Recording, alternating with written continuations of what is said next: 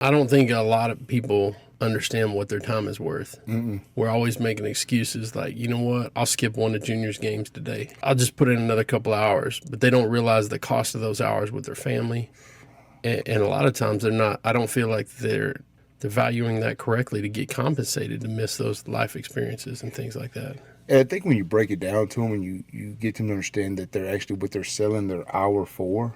So if you work in in a restaurant, you making say $15 an hour or whatever. After tax, you might be making more, 11, $12 an hour.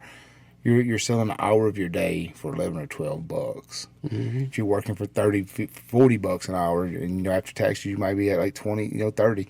You're selling your hour for $30, and it's not ever.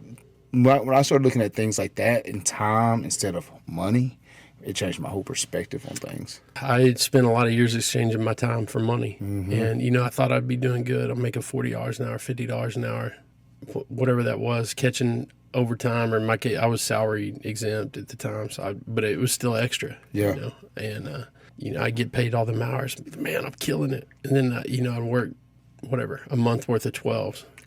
and you're just like, damn, I don't even see my family in 4 weeks, right? Yeah. You come home, you're like, oh. Yeah. It is what it is. Junior's walking already, right? I do. I mean, I know I missed my son's first steps. Yeah. Like, what, you can't get that back. There's Never nothing you get can do. And, I'm like asking my wife, why didn't you push him down? Like, Get off here.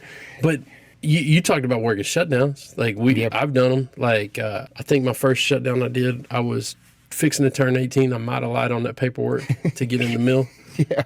That was 30 years ago, so good luck proving that. Proving it. Good luck, but it's out of what's that? The statute of limitations is gone. Yeah, and it was the first time I ever made $1,000 in a week. I'll never forget. I was like, oh, I made $1,000. Oh, excuse my language. No, I was fine, so bro. happy. I made $1,000. But I was killing it, just like all those guys. So we were killing ourselves. This is 130 degrees behind the stacking beds at the steel mill. We're in there pulling motors. Taking them over to the shop so they can rebuild them, because we were electricians. So we're just taking them out and then take them to the motor shop. They'd rebuild them all and bring them back.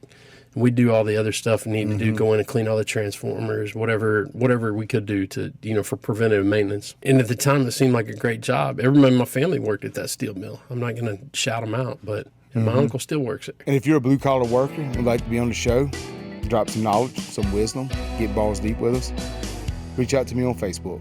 Hey, man, thanks for watching. See you next time.